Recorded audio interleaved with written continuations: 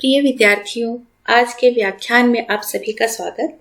आज 14 सितंबर है अर्थात हिंदी दिवस है। इस उपलक्ष्य में आप सभी को हिंदी दिवस की बहुत बहुत शुभकामनाएं। सौभाग्य से आज हम राष्ट्रकवि मैथिली शरण गुप्त के द्वारा रचित महाकाव्य साकेत के नवम सर्ग के अंतर्गत कविता दोनों ओर प्रेम पलता है की व्याख्या का अध्ययन करेंगे। साकेत महाकाव्य के नवम सर्ग का पूरा कथानक उर्मिला की विरह वेदना से संबंधित है। इसमें उर्मिला को प्रोषित पति नायिका के रूप में व्यथित और उन्मत्त दिखाया गया है। साकेत के नवम सर्ग में उर्मिला की विरह व्यथा के प्रसंग में गुप्त जी ने प्रेम की उभयनिष्ठा को लेकर बड़ा ही सुंदर दृष्टांत दिया है। दीपक तो जलता ही है, उससे प्रेम रखने वाला पतंगा भी जलता है। इस तरह प्रेम निष्ठा रखने से उसकी जो विवलता है, उसकी जो पावनता है, उसका पता चलता है। कवि मैथिली शरण गुप्त ने दीपक और पतंगे का जो प्रतीक लिया है अर्थात क्षमा और परवाना, तो ये बहुत पुराने हैं, लेकिन यहाँ उर्मिला के विरह को वे एक नया अर्थ देते हैं। उर्मिला अपनी जो विरह स्थिति है, उस स्थिति को उस पतंग के रूप में देखती है जिसका जलना अर्थहीन सा लगता है। दीप तो अंतस और बाह्य जगत को भी आलोकित और प्रकाशित करता रहता है, क्योंकि दीपक प्रतीक है ज्ञान का, प्रकाश का, और ज्ञान एवं विवेक का प्रकाश उसी से आता है। तब समस्त प्रकार के अंधेरों रूपी जो अज्ञानता है उसका समापन हो जाता है। चाहे दीपक की नियति जलना है, लेकिन उसकी प्रकृति है ज्ञान का प्रकाश फैलाना, समस्त जगत का कल्याण करना। तो दीपक के इन्हीं गुणों के कारण उसका महत्व सर्वकालिक सार्वभौमिक है। तभी तो कवि मैथिली शरण गुप्त ने दीपक और पतंगे के माध्यम से प्रेम, आकर्षण, समर्पण और त्याग के उत्कृष्ट रूप का कुशल चित्रण किया है। इस कविता के अंतर्गत मैथिली शरण गुप्त ने उर्मिला के इसी समर्पण और प्रेम और त्याग और उत्सर्ग का यहाँ पे वर्णन किया है। कविता इस तरह से है। दोनों ओर प्रेम पलता है, सखी पतंग भी जलता है, हाँ दीपक भी जलता है।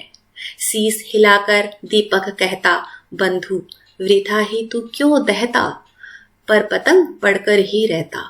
कितनी विभलता है, दोनों ओर प्रेम पलता है। बचकर हाय पतंग मरे क्या, प्रणय छोड़कर प्राण धरे क्या, जले नहीं तो मरा करे क्या, क्या यह असफलता है, दोनों ओर प्रेम पलता है। यह जो अवतरण है यह साकेत के नवम सर्ग के अंतर्गत उर्मिला के विरह वर्णन से संबंधित है। इस अवतरण में मैथिली शरण गुप्त ने उर्मिला को एक दीपक और पतंगे के परस्पर प्रेम को आदर्श प्रेम अर्थात उभयनिष्ठ मान करके उसे प्रशंसनीय बतलाया है और उसी प्रसंग को यहाँ पे प्रस्तुत किया है। तो उर्मिला अपनी सखी से इस तरह से अपने मनोभावों को व्यक्त करती है कि हे सखी, दोनों ओर प्रेम पलता है, सखी पतंग भी जलता है, हाँ दीपक भी जलता है।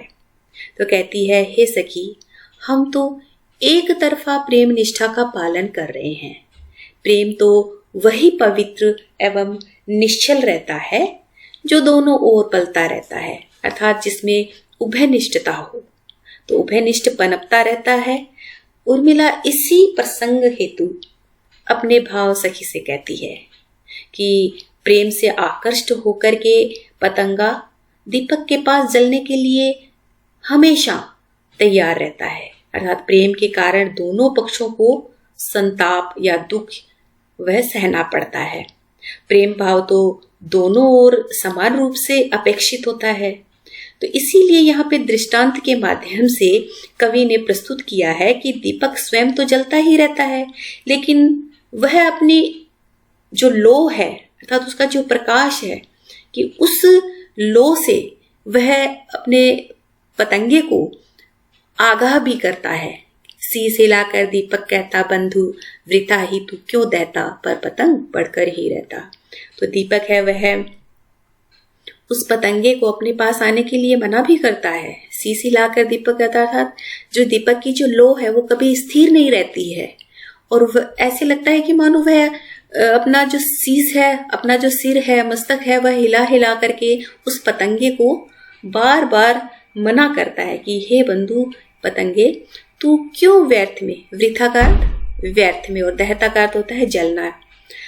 तो दीपक कहता है कि तुम व्यर्थ में ही मेरी लो को पकड़कर, कि लो के पास आकर के क्यों जलना चाहते हो। परंतु पतंगा दीपक की इस बात को नहीं मानता है। वह उसकी बात को नहीं सुनता है और उसके पास जाकर के, अर्थात उसमें वह जाकर के पड़ ही जाता है, अर्थात वह मृत्यु को धारण ही कर लेता है। उसे पता है कि वह लो के पास गया तो मृत्यु निश्चित है। तो इस प्रकार यहाँ पे उर्मिला अपने मनोभावों को व्यक्त करती है। दीपक यहाँ पे लक्ष्मण के लिए और पतंगा उर्मिला के लिए। तो इस तरह से इन दोनों के माध्यम से कवि ने एक दृष्टांत प्रस्तुत करके उर्मिला के मनोभावों को, अर्थात उसकी जो विरही अवस्था है, उसका यहाँ पे बहुत ही मार्मिक वर्णन किया है। पतंगा दीपक की ज्वाला से आकर्षित होकर के उसकी जो रूप लिप्सा है, अर्थात उसका जो प्रकाश है, उससे आकर्षण में आकर के अपने आप को मिटाने के लिए, उसकी अपने आप के प्राणों का उत्सर्ग करने के लिए अपनी इच्छा से उसके समीप जाता है।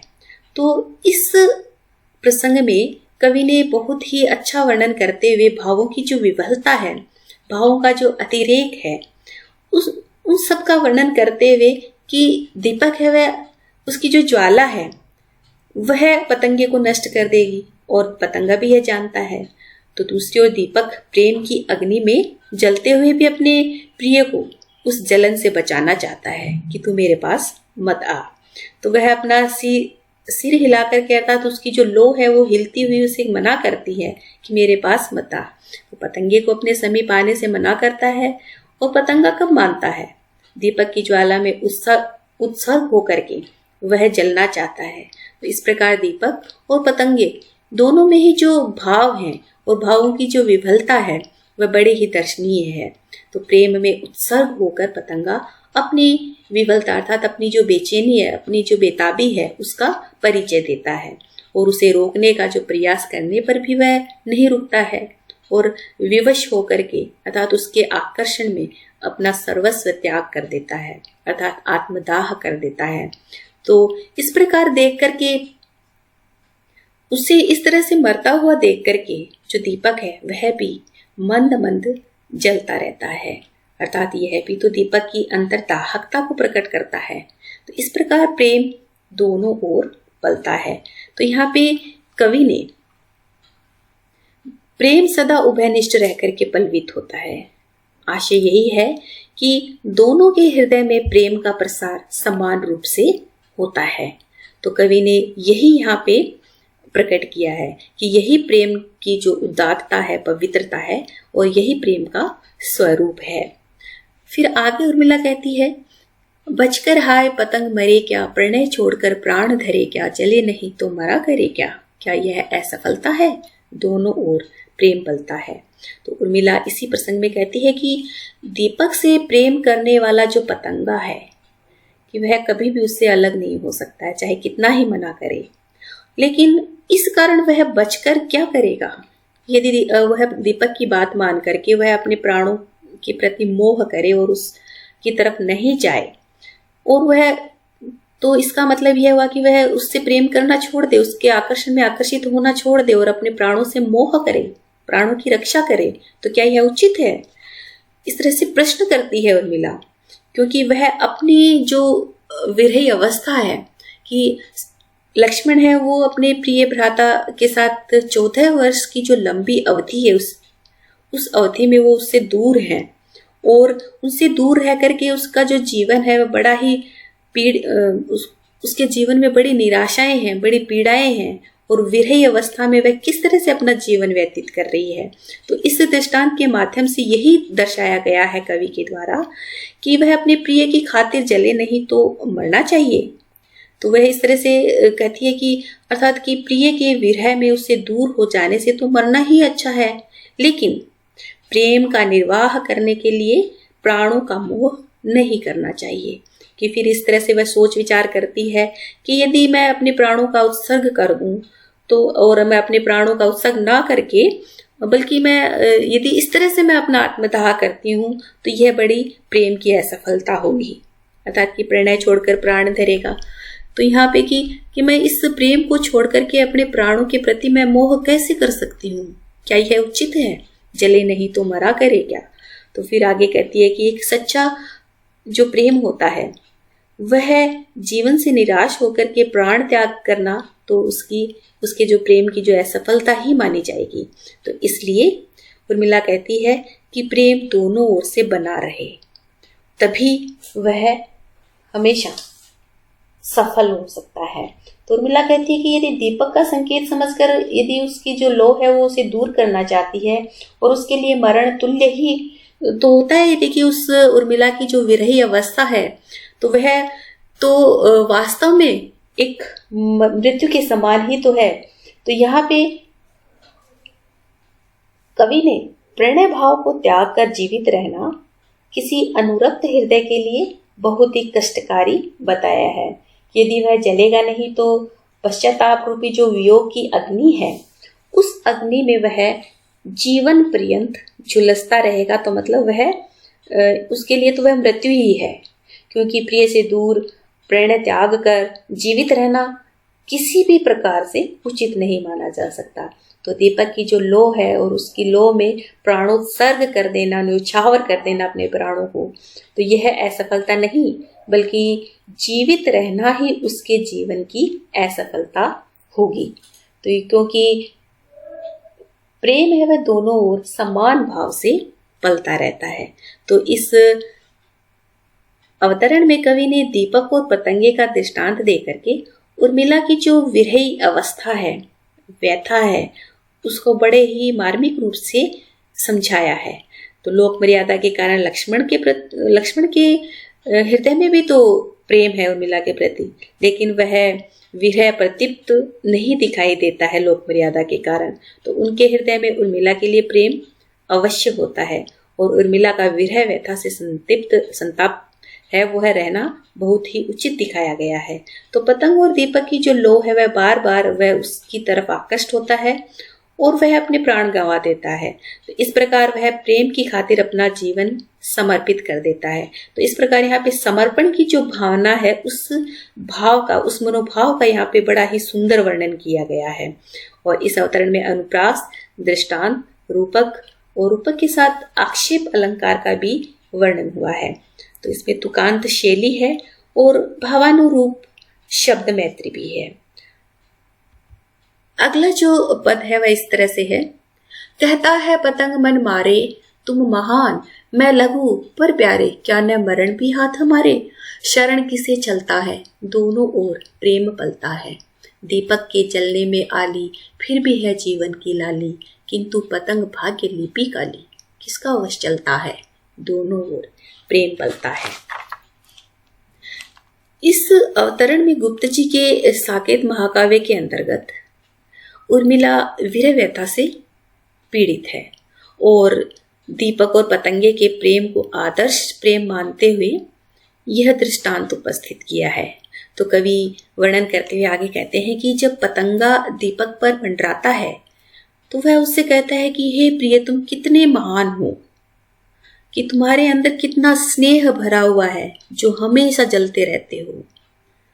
अर्थात यहाँ पे दीपक की जो महानता है और पतंगे की जो लघुता है उसका यहाँ वर्णन किया है।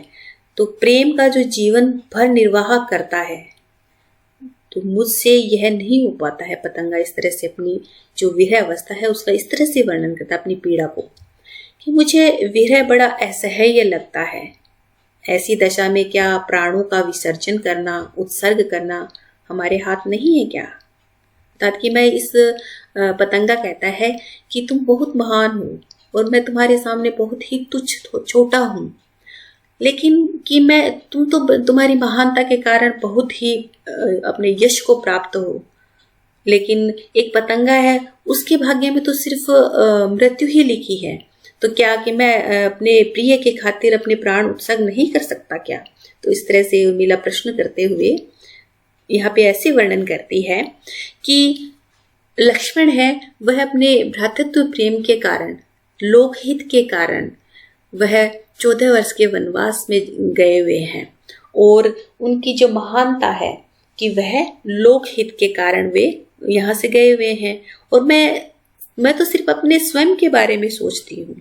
इसलिए यहाँ पे उर्मिला कहती है कि इस प्रकार धीरे धीरे जलकर अपना प्रकाश दूसरों में मैं नहीं बांट सकती, जिस प्रकार से दीपक है वह पूरे संसार को प्रकाशित करता है। तो इसीलिए वह कितना महान है कि तुम महान हो जो अपनी ज्वाला में चुपचाप चल रहे हो। मैं तुम्हारी तुलना में बहुत ही छोटी, बहुत ही लघु हूँ, और इस प्रकार धीरे धीरे जलकर अपना प्रकाश दूसरों में नहीं बांट सकता। लेकिन मरण भी मेरे वश में नहीं है, अर्थात मैं मरकर तो इस प्रेम की गरिमा को, इसकी महिमा को मैं बढ़ा सकता हूँ। तो मरण की शरण किसी को चल नहीं सकती। तो कवि ने यहाँ इस भाव को व्यक्त किया है कि यदि हम किसी की शरण में जाते हैं तो वह कभी भी हमारे साथ विश्वासघात या छल कपट नहीं करेगा। तो दोनों ओर प्रेम पलता है। तो यहाँ पे कवि ने कहा है कि इसी प्रकार कि मृत्यु की शरण में चला जाऊं तो मुझे जलकर मर मिटने का जो यश मिलेगा, और मेरा तुम्हारे प्रति जो प्रेम है वह अमर हो जाएगा। तो यहाँ पे उर्मिला है वह लक्ष्मण की महानता और अपनी लघुता का यहाँ पे वर्णन करते हुए कि मरण मेरे लिए कितना गरिमा से युक्त होगा, और यदि मैं इस दीपक की शरण में रहती हूँ तो वह कभी भी मेरे साथ विश्वासघात या छल कपट नहीं करेगा, और क्योंकि दोनों ओर प्रेम पलता है। दीपक के जलने में आली फिर भी है जीवन की लाली, किंतु पतंग भाग्य लिपि काली। तो फिर आगे वर्णन करते हुए कवि कहते हैं कि उर्मिला दीपक और पतंगे के जलने की तुलना करते हुए कहती है कि हे सखी, दीपक के जलने में तो जीवन की लालिमा है, अर्थात वह तो लोकहित के कार्य हेतु वनवास गए हुए हैं, और उनकी जो महानता है कि वह इसीलिए पूरे संसार में उनका जो जीवन है वह लालिमा से युक्त है। वह जलता है पर उसके प्रकाश में जग है वो आलोकित होता रहता है, प्रकाशित होता रहता है, तो वह जग का कल्याण करता है। लेकिन पतंगे की भाग्य लिपि तो उसके जीवन में तो हमेशा दुर्भाग्य ही लिखा हुआ है, कालिमा से युक्त है, तो उसका जलना भी व्यर्थ ही जाता है। तो वह प्रेम में उत्सर्ग हो जाता है और इससे किसी का कोई हित भी नहीं होता है। पर क्या करे, भाग्य पर किसका वश चलता है। तो यहाँ कवि ने कहा है कि यह संसार तो कि इस संसार में निरंतर जो जलता रहता है, जो इस संसार को प्रकाशित करता है, वह तो बहुत महान है। तो प्रेम के कारण संतप्त रहने में भी जीवित रहने में जीवन जीने का आनंद है। परंतु पतंगा प्रेम की खातिर जीवित नहीं रह पाता, उसके भाग्य में तो काली लिपि है, निराशा एवं मृत्यु ही लिखी हुई है। तो इसी से वह दीपक की लौ पर अपने जीवन को अर्पित कर देता है। वस्तुतः भाग्य पर किसी का भी वश नहीं चलता है। तो यहाँ पे कवि ने, उर्मिला ने जिस प्रकार से पतंगे एवं दीपक के माध्यम से अपने प्रिय के प्रति अटूट प्रेम की जो व्यंजना की है वह बड़ी ही सुंदर भावों को व्यक्त किया है। तो इस प्रकार इसमें विरह वेदना की सशक्त व्यंजना हुई है और इसमें अनुप्रास और दृष्टांत रूपक अलंकार का वर्णन हुआ है। अगला जो पद है, जगती वणिक व्रति है रखती, उसे चाहती जिससे चखती, काम नहीं परिणाम नहीं रखती, मुझको ही खलता है, दोनों ओर प्रेम पलता है। इस अवतरण के अंतर्गत उर्मिला संसार की जो स्वार्थ वृत्ति है उसकी ओर संकेत करते हुए वह इस प्रकार से वर्णन करती है, अपनी सखी से कहती है कि संसार के प्राणियों का जो स्वभाव है वह व्यापार वृत्ति के समान है, क्योंकि व्यापार वृत्ति के अंतर्गत अर्थात जो वणिक वृत्ति होती है कि उसमें वणिक वृत्ति के अंतर्गत या व्यापार वृत्ति के अंतर्गत व्यक्ति अपना संबंध उसी व्यक्ति से बनाए रखना चाहता है जिससे उसका कोई स्वार्थ निकलता हो, उससे कोई लाभ मिलता हो और उसी से वह अच्छा व्यवहार और प्रेम रखता है।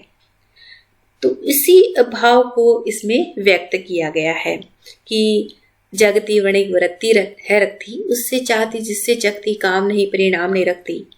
तो यह संसार तो स्वार्थ का आचरण करता है, जिससे लाभ हो उसी से वह अच्छा व्यवहार करता है। तो यह जो स्वार्थ की जो वृत्ति है अर्थात कि जो किसी का परिश्रम या उसका जो श्रम है, उसका जो त्याग है, उसका जो समर्पण है, वह नहीं देख करके बल्कि उसके परिणामों को, उसके लाभ को देखा जाता है। अर्थात कि जिससे स्वार्थ सध जाता है उसी से वह प्रेम व्यवहार रखता है। तो संसार का ऐसा स्वार्थी आचरण प्रेम व्यवहार में भी अच्छे लाभ का चिंतन करना मुझे बहुत ही खलता है, अर्थात मुझे बहुत बुरा लगता है, अच्छा नहीं लगता है। लेकिन प्रेम में स्वार्थ को महत्व देना बहुत ही गलत मानती है।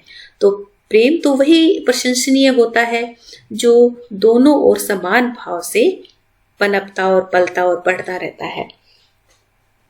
तो यहाँ पे उर्मिला ने कि जिस प्रकार से मनुष्य का कार्य इस तरह का नहीं होना चाहिए कि जिससे किसी भी प्रकार के स्वार्थ सिद्धि की उम्मीद नहीं हो, उससे कोई नहीं पूछता है इस संसार में। तो यह बात बहुत ही खलने वाली होती है। तो यदि कोई व्यक्ति खूब श्रम एवं मनोयोग से कितना ही कार्य को अच्छे ढंग से संपादित करते और संयोग से उसे सफलता नहीं मिले, तो लोग उसके श्रम को, उसके कर्म को झुठला देते हैं, उसको कोई भी महत्व नहीं देता है। तो इसके ठीक विपरीत यदि कोई भाग्य से बहुत बड़ी उपलब्धि प्राप्त कर ले तो वह सहज ही महान व्यक्ति बन जाता है। तो इस तरह से हमेशा परिणाम को ही मूल्यांकन का आधार नहीं होना चाहिए, श्रम पर भी ध्यान देना चाहिए। तो ऐसे ही प्रेम भी है कि प्रेम एक तरफा नहीं हो करके बल्कि दोनों ओर होना चाहिए। तो एक तरफ नहीं पलता है, अभी तो दोनों ओर प्रेम पलता है। इस तरह से दोनों ओर बराबर पनपता और बढ़ता हुआ प्रेम ही प्रशंसनीय होता है। तो उर्मिला ने इस संसार की जो वणिक वृत्ति है, स्वार्थ वृत्ति है, उस पर आधारित प्रेम पर आक्षेप किया है कि प्रेम का निर्वाह है वह अंत तक करने का संदेश भी दिया गया है। तो विरह वेदना का यहाँ पे बहुत ही मार्मिक वर्णन हुआ है और इस अवतरण में अनुप्रास, दृष्टांत, रूपक, आक्षेप अलंकार का प्रयोग किया गया है और तुकांत शैली है। और आक्षेप के बारे में थोड़ा सा मैं बता दूं कि आक्षेप अलंकार के बारे में आचार्य मम्मट ने कहा है कि जिसमें किसी बात की विवक्षा की दृष्टि से उस विषय को यदि उसका वर्णन निषिद्ध किया जाए तो वहां पे आक्षेप होता है, और वह निषेध हो जाए या प्राकरणिक होने के कारण वर्णन के योग्य हो तो किसी विवादित वस्तु को बिना पूरा किए बीच में ही छोड़ देना चाहिए। तो यहाँ पे जो आक्षेप है उसका अर्थ होता है निषेध। तो कवि अपने इष्टार्थ को निषेध से वर्णित करता है, लेकिन वह भी विधि रूप में परिणत हो जाता है। तो यह वास्तव में निषेध नहीं होकर के निषेधाभास होता है। तो जैसे कि आपसे कहना तो बहुत कुछ था, पर उससे लाभ क्या होगा, अर्थात क्या परिणाम होगा उसका। तो इस प्रकार से उस प्रकरण को वही छोड़ दिया जाता है, अर्थात आक्षेप किया जाता है। तो यहाँ पे उर्मिला ने जिस तरह से दीपक और पतंगा अर्थात लक्ष्मण और पतंगे का दृष्टांत देकर के जिस प्रकार से सखी से जो मनोभाव व्यक्त किए गए हैं कवि के द्वारा, तो यहाँ पे आक्षेप अर्थात कि वास्तव में दोनों ओर प्रेम है वह पलना चाहिए। तो इसका बड़ा ही सुंदर वर्णन किया गया है।